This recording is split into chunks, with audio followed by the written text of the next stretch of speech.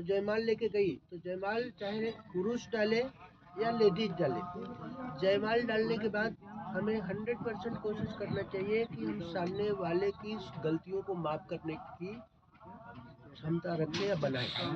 या तो जयमाल डालने के पहले सोचो, ऐसा लक्ष्मी जी बोल रही है कि जयमाल डालने के पहले जो सोचना है सोचो।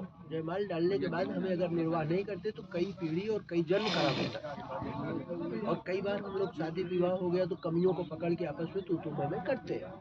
ठीक है, सामने वाला एकदम में डिस्टर्ब करता है तो मैं नहीं बोल रहा हूँ कि मत करो, लेकिन अपनी कोशिश करके हार जाओ तब करो। जयमाल लेके गई दुर्वासा जी के पास, दुर्वासा जी के पास जब जाती हैं तो नेत्र बंद करती हैं। एक बार इनके विषय में सोचो। हम लोग भी सोचते हैं, फोटो देखते हैं, परिवार देखते हैं, बताया जाता है ना ये देख लो, वार्ता करते हैं। तब वहाँ तो सब टाइम था नहीं, वहाँ तो उन्होंने नेत्र बंद किया और देख लिया, अरे ये तो बड़े क्रोधी है। कैसे है? यहाँ मैं निवास नहीं कर सकती। क्रोध में लोग कपड़ा फाड़ देते हैं, रुपए फाड़ देते हैं, कुछ भी कर सकते हैं।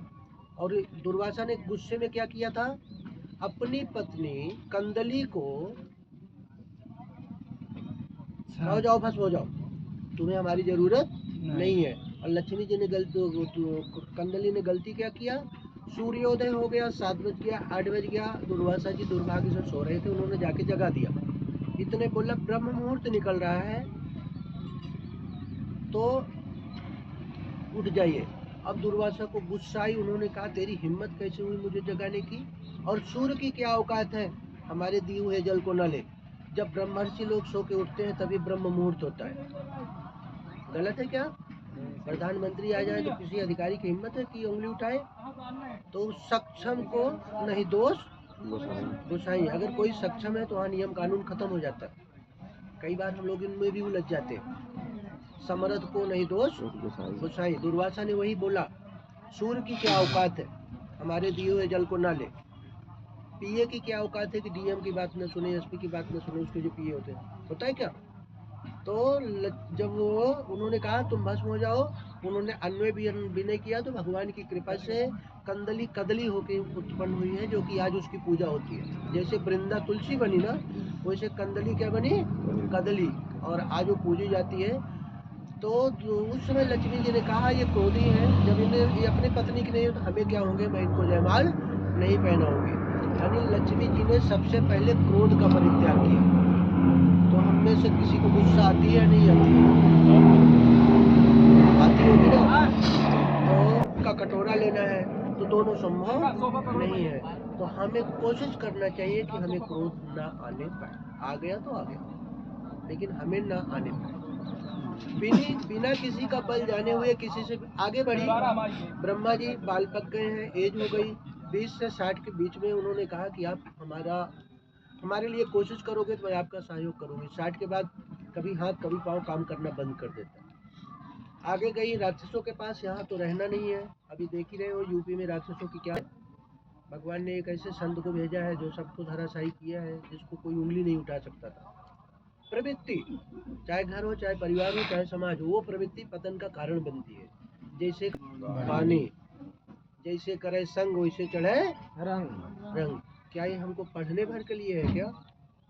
हमें अपने जीवन में उतारना है। ठीक है, आगे देवताओं के पास गए, यहाँ भी लोभ लालच है। बाद में उन्होंने विष्णु जी का वर्ण किया, और उसके पहले उन्होंने कहा कि हमारी शादी करने के पहले हमारी बहन की शादी होनी चाहिए। तो लक्ष्मी की बड़ी बहन का नाम अलक्ष्मी, दरिद्रा देवी, और उनकी शादी किसके साथ हुई? उद्यालक ऋषि। भागवत की ही कथा है।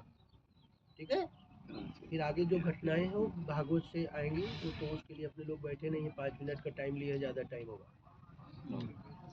तो क्रोध का हमें परित्याग करना है। दूसरा क्या है कि आज हम लोगों की बहुत बड़ी किस्मत है, हमारा सौभाग्य है कि जहाँ पर लोग डुबकी लगाते हैं तो अपने आप को भाग्यशाली मानते हैं, लाखों हजारों खर्चा करके आते हैं। अगर वहाँ हम 20 दिन के लिए, 25 दिन के लिए बैठे हैं तो हमारा कितना पुण्य होगा, ये हमें नहीं सोचना है कि हम पूजा कराने आए हैं। ये तो हमारा सौभाग्य है कि भगवान को पता था कि इसी बहाने हमारे बच्चे यहाँ इकट्ठे होंगे, तो उन्होंने एक बहाना दिया है। लेकिन सच्चाई वो नहीं है, सच्चाई वो है कि हम उनके प्रिय हैं। ठीक है, पूजा करने वाले लाखों लोग पड़े हैं, लेकिन यहाँ आने का सौभाग्य नहीं प्राप्त होता। तो अगर हमें सौभाग्य प्राप्त हुआ है तो कहीं ना कहीं हम उनके प्रिय हैं, इस इसमें कोई शक नहीं है। मानना ना मानना एक बड़ी बीमारी है लोगों की। आग जल रही है, मानोगे तो भी हाथ जलेगा, नहीं मानोगे अब मान लोगे तो नहीं चाहे कुछ हो। तो हर जगह हमें ना मानने वाला जो शब्द है हमारे पतन का कारण है। ठीक है, ना मानना सब करो मत, लेकिन ये मत अपने जबान से बोलो कि मैं नहीं मानता। ये बोलना ही हम परमात्मा की दृष्टि में उनके अलग वाले बच्चों में मान लिए जाते हैं, जो बच्चे अपने बाप की नहीं सुनते। आप मानो करो मत, मैं करने के लिए नहीं बोल रहा हूँ, लेकिन ये सब तो हम लोग ना बोले, पब्लिक बोले तो चले, क्योंकि वो कहीं ना कहीं अज्ञान है और आपके पास ज्ञान है। अब ज्ञान वाला ही बोलेगा तो अज्ञानी तो कहाँ चला जाएगा। ठीक है, तो हमारा सौभाग्य है कि हम लोग यहाँ बैठे हैं, है ना। ये सामान्य बात नहीं है।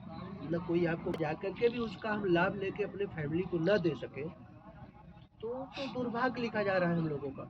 हम भी उसी में हैं, ऐसा नहीं कि हम आपको ज्ञान दे रहे हैं तो बड़े ज्ञानी हैं। ये केवल आपस की चर्चाएं हैं। हम भी कोशिश करते हैं कि अच्छा हो, आप भी कोशिश करोगे अच्छा होगा। जब सब कोशिश ही करेंगे तो कितना अच्छा होगा। और हम जो करते हैं ये हमारे बच्चों के भाग्य में लिखा जा रहा है। खोड अभी नवग्रह थोड़ा चर्चा करें ना, टाइम है कि नहीं? जी बहुत है। ग्रहों का हमारे शरीर से क्या संबंध है?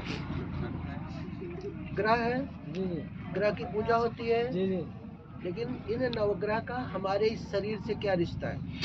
और नौ ग्रह का हमारी शरीर से रिश्ता है। सूर्य का हमारी शरीर से किससे संबंध है? मस्तिष्क, आत्मा। सूर्य किसका मालिक है?